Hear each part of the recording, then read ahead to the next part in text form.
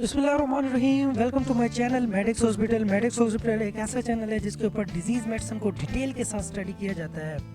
आज की इस वीडियो में हम बात करने वाले हैं रूमेटिक फीवर, इनको हड्डियों का बुखार भी कहा जाता है।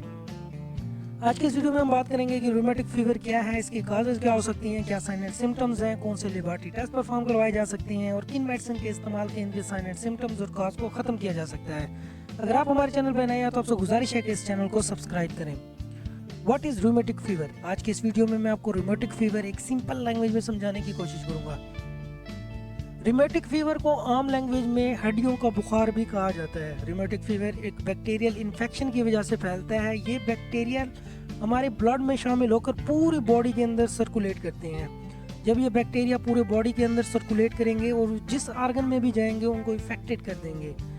रूमेटिक फीवर जिस बैक्टीरिया की वजह से फैलता है वो ज़्यादातर इफेक्ट करता है हमारे हार्ट को, जॉइंट्स को, ब्रेन को और स्किन को।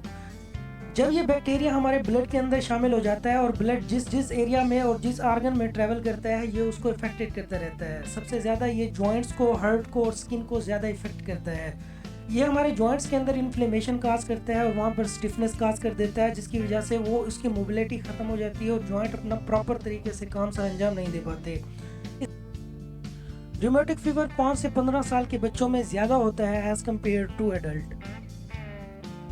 हमारा एक और चैनल है जिसका नाम है हेल्थ फास्टर। हेल्थ फास्टर एक ऐसा चैनल है जिसके ऊपर वेजिटेबल, फ्रूट्स को डिटेल के साथ स्टडी किया जाता है और वो किन बीमारियों के लिए इस्तेमाल किए जाते हैं। अगर आप चाहें तो उसको भी विजिट कर सकते हैं, लिंक आपको डिस्क्रिप्शन में मिल जाएगा।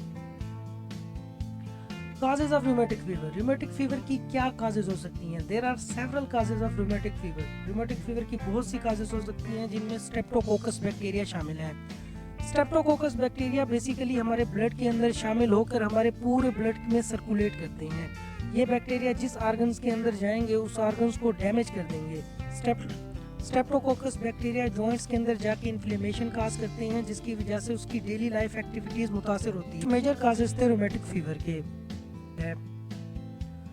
अगर बात की जाए साइन एंड सिम्टम्स की, इस डिजीज होने के बाद बॉडी के ऊपर बेशुमार साइन एंड सिम्टम्स जाहिर होते हैं, जिनमें फीवर है, जॉइंट पेन है, इसके अलावा स्मॉल जॉइंट सबसे ज़्यादा इफेक्ट होते हैं, चेस्ट पेन हो सकता है, हार्ट इरेगुलर हार्ट बीट हो सकती है, इसके अलावा बॉडी फटीग में चली जाएगी और अपना गला जो है वो सूज जाएगा। ये कुछ मेजर साइन एंड सिम्टम्स थे रूमेटिक फीवर के।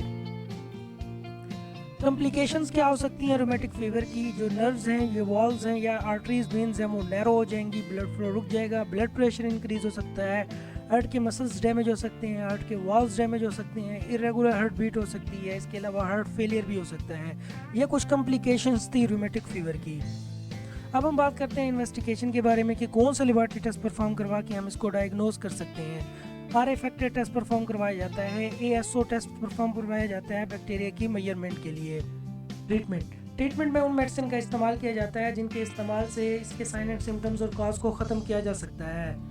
Non steroid anti inflammatory drugs दी जाती हैं जिनमें ब्रोफिन शामिल है। इनके कुछ ब्रांड नेम हैं जिनमें ब्रोफिन, डिस्प्रोफिन, मैकप्रोफिन और प्रोफिन शामिल है, जो कि 200 to 400 mg इजीली अवेलेबल होते हैं और हर 6 से 8 घंटे के बाद इस्तेमाल की जा सकती हैं इसके साइन एंड सिम्टम्स और काज को ख़त्म करने के लिए।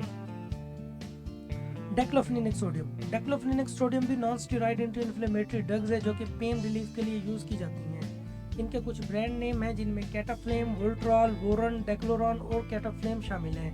ये टैबलेट और इंजेक्शन फॉर्म में इजीली अवेलेबल होते हैं, जो कि 25 to 50 mg इजीली अवेलेबल होती हैं और 8 घंटे बाद यूज़ की जा सकती हैं पेन की सेवेरिटी को कम करने के लिए।